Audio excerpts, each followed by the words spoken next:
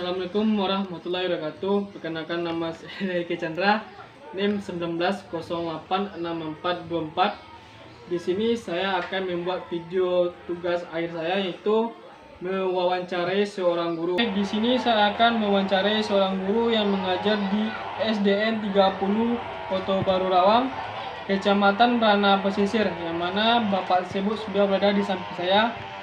Dan bapak ini adalah seorang guru olahraga.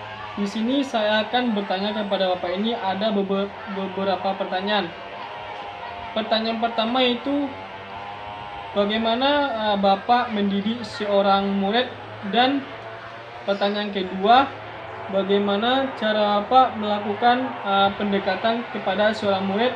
Dan pertanyaan ketiga, bagaimana cara bapak pemilihan media sebelum melakukan pembelajaran? Oke, terima kasih atas pertanyaannya.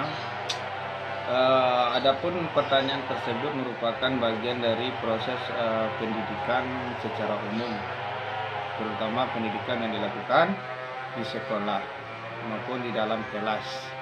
Nah, adapun pendidikan, mendidik dan mengajar itu adalah dua hal yang berbeda. Yang pertama, mendidik itu merupakan suatu pembinaan segala kodrat yang ada pada peserta didik sehingga mencapai manusia yang berbahagia dan selamat. Nah, sedangkan pengajaran adalah salah satu bentuk proses yang dilakukan di dalam kelas maupun di luar kelas,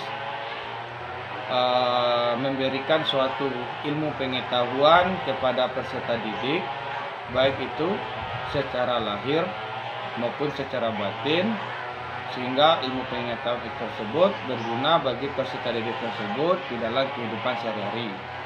Nah, adapun sebelum mendidik maupun sebelum mengajar, kita harus memiliki persiapan terlebih dahulu. Yang pertama adalah melakukan pendekatan kepada peserta didik. Pendekatan itu merupakan langkah awal sebelum melakukan proses pembelajaran.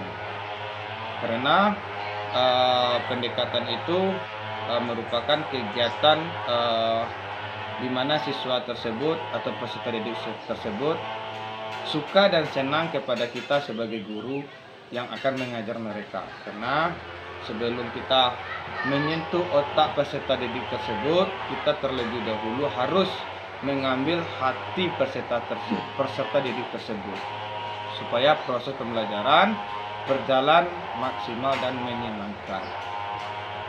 Nah, adapun langkah-langkah dalam melakukan pendekatan kepada peserta didik adalah kita harus memahami karakteristik yang ada pada peserta didik.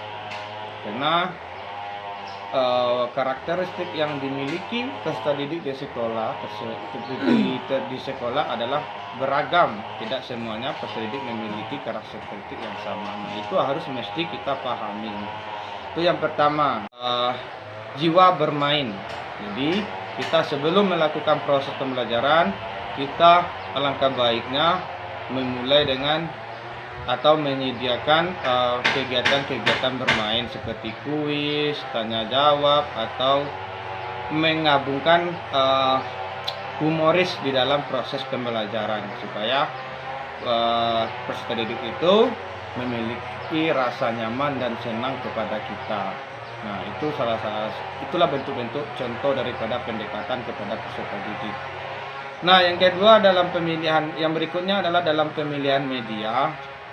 Nah, media itu juga harus dilakukan di dalam proses pembelajaran karena media itu merupakan salah satu faktor penunjang ketika melakukan proses pembelajaran sehingga proses pembelajaran tersebut tercapai sesuai dengan tujuan yang kita inginkan. Nah, adapun macam-macam media pembelajaran, yang pertama itu adalah media visual, yang kedua media audio, yang ketiga adalah gabungan dari kedua media tersebut, yaitu disebut dengan media audio visual. Contohnya kita menerapkan media di sekolah. Sebelum kita menerapkan media di sekolah, kita harus memahami atau mengetahui kebutuhan peserta didik. Itu yang pertama. Yang kedua, media yang kita kaitkan harus relevan dengan materi yang kita ajarkan. Contohnya apa? Mungkin ada siswa atau peserta didik yang sulit dalam memahami suatu konsep dalam pembelajaran tersebut. Nah, kita harus menerapkan alat bantu media yang berupa media visual atau media bergambar yang disesuaikan dengan materi yang kita ajarkan.